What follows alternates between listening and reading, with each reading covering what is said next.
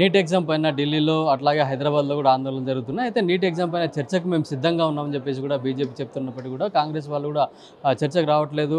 BJP వాళ్ళు ఆహ్వానిస్తున్నారు. NEET exam పైన కేంద్ర ప్రభుత్వం తీసుకున్న చర్యలపైన మనతో మాట్లాడడానికి టీచర్స్ ఎమ్మెల్సీ మల్కా కుమ్రే ఉన్నారు. సార్ చెప్పండి, నీట్ ఎగ్జామ్ పైన కూడా చాలా గొడవలు జరుగుతున్నాయి. ప్రధానమంత్రి అట్లాగే ఎడ్యుకేషన్ మినిస్టర్ కూడా రాజీనామా చేయాలని డిమాండ్ చేస్తారు. ఈ నీట్ ఎగ్జాము పేపర్ లీక్ కావడం చాలా దురదృష్టకరము.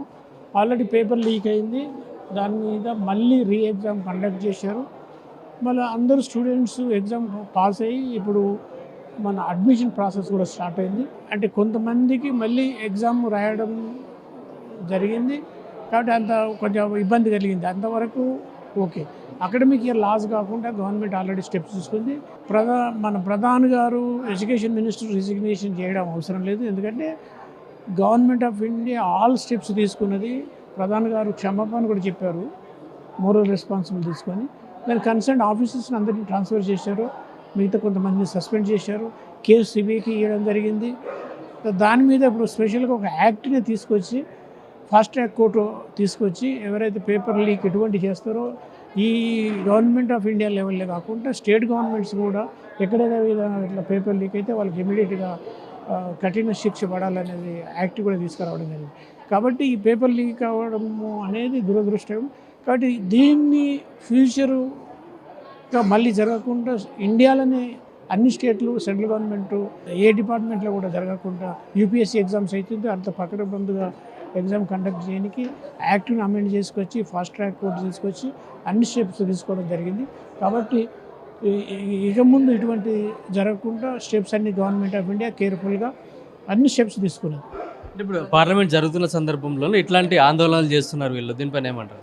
పార్లమెంటు జరుగుతున్నప్పుడు ఇటువంటి ఆందోళనను ఈ పేపర్ లీకు ఈ స్టూడెంట్స్ను అడ్డం పెట్టుకొని వాళ్ళ వెస్టెడ్ ఇంట్రెస్ట్తోని వేరే పార్టీలు ఈ ఇష్యూను వాళ్ళు పొలిటికల్గా వాడుకుంటారు. అది చాలా దురదృష్టకరం.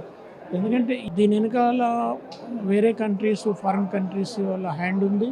అందులో కాంగ్రెస్ పార్టీ బాగానే ఒక ఇండియాను డీస్టెబిలైజ్ చేయాలి, ఇండియాకు ఇల్లీగల్గా ఫండ్స్ తీసుకొచ్చి ఎట్లయితే మిస్యూజ్ చేయాలనే ఉద్దేశంతో అదేంటి.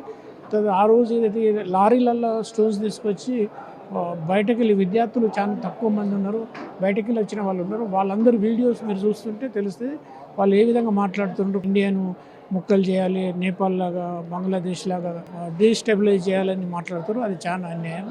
అంటే అది వెస్టెడ్ ఇంట్రెస్ట్తో చేశారు. ఈ ఇష్యూను వేరే కాజుకొని వాడుతారు. అది చాలా దురదృష్టం. అయితే ఇప్పుడు నీట్ ఏదైతే లీక్ జరిగిందో అది దురదృష్టకరం. ఇట్లాంటి భవిష్యత్తులో జరగకుండా కేంద్ర ప్రభుత్వం అన్ని చర్యలు తీసుకుంటుందని చెప్తున్నారు.